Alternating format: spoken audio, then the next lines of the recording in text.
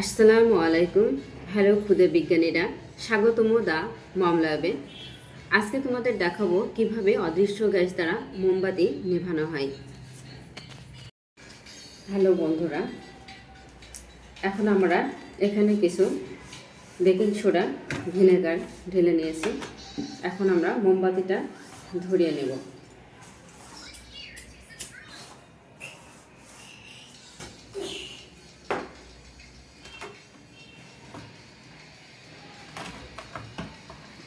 বন্ধুরা খেয়াল করো, এই যে ভিনেগার আমরা এখন বেকিং সোডার ভিতরে ঢালছি। এই যে দেখো কীভাবে বুদবুদ আকারে, এই যে যা ওয়াও, বন্ধ হয়ে গেছে। এটা কেন হলো?